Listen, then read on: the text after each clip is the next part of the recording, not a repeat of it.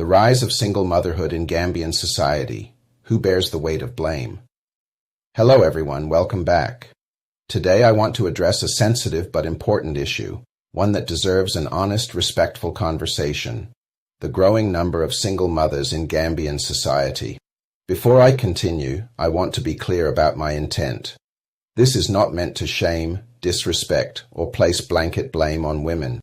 Women deserve respect, equality, and the freedom to make their own choices. My aim here is not to assign guilt, but to encourage honest reflection, because any problem we hope to solve first requires an honest conversation about its causes. So the question worth asking is this: when relationships break down and children grow up without the consistent presence of both parents, who bears responsibility? In my view, both men and women share accountability, though I'd place a greater share, roughly 70%, on decisions women make in choosing partners and 30% on men. I offer this not as a definitive judgment, but as an observation based on recurring patterns I've seen in our communities, and one I believe is worth examining rather than dismissing. Increasingly, relationships and marriages appear to be formed around convenience rather than genuine compatibility. In some cases, partnerships are entered into not for love or shared values, but for financial security, immigration opportunities, social status, or family expectation. I've observed, for instance, Gambian women specifically seeking partners abroad, in Europe or America, based on the assumption of a better lifestyle, sometimes without having built their own independence or career first. In other cases, marriages are arranged by parents to partners the individuals themselves feel little connection to, entered into out of obligation rather than genuine desire.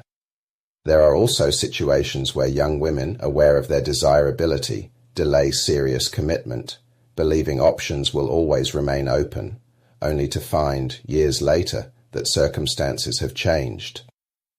In some of these situations, pregnancies occur outside of stable partnerships, and the father is unavailable, unwilling, or difficult to identify, leaving the mother to raise the child alone.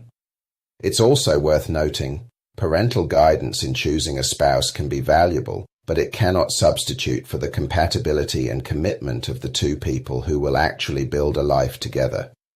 The cumulative result is a cycle: children raised without fathers, mothers carrying the full burden of parenting alone, and a society absorbing the long-term social and economic cost. To be clear, this is not an argument for shaming women. It is a call for greater intentionality, choosing partners based on genuine compatibility, pursuing personal and professional independence alongside relationships, and building partnerships on mutual respect rather than convenience. Ultimately, addressing this issue requires responsible men and responsible women alike, engaged fathers, empowered mothers, and families that guide young people toward choosing partners based on character rather than money, status, or external pressure. Suppose this conversation resonated with you. Please share your thoughts in the comments section and follow us for more updates.